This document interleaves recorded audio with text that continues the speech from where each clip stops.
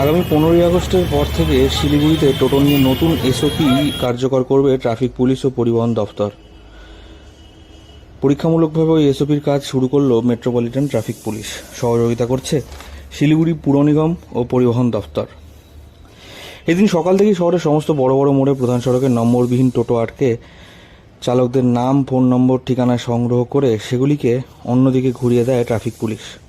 প্রধান সড়কে উঠলে টোটো বাজেয়াপ্তের হুঁশিয়ারি দিয়ে সতর্কতা জারি করা হয়েছে। এর জেরে এদিন শহরে যানজট অনেকটাই কম ছিল।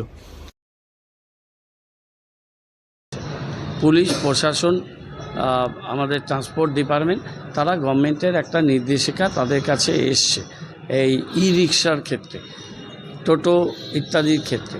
সেই নির্দেশিকা অনুযায়ী পুলিশ প্রশাসন, ট্রান্সপোর্ট ডিপার্টমেন্ট তারা একটা কার্যক্রম করেছে।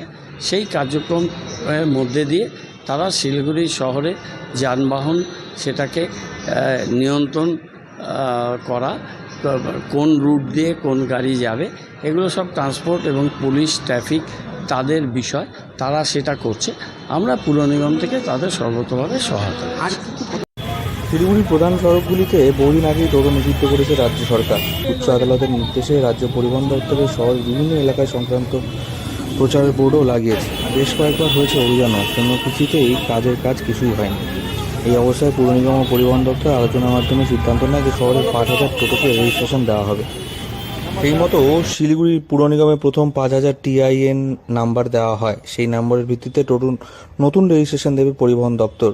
ওই প্রক্রিয়ায় এখনও শহরে প্রায় 4,000 টোটোর রেজিস্ট্রেশন হওয়ার কথা, কিন্তু নজরদারির অভাবে বিভিন্ন টোটো শোরুম থেকে অবৈধভাবে রেজিস্ট্রেশন সহ টোটো বিক্রি শুরু হয়। সরকারি হিসাবে এই মুহূর্তে শহরে অবৈধ এবং বৈধ মিলিয়ে মোট 22,000 টোটো চলছে।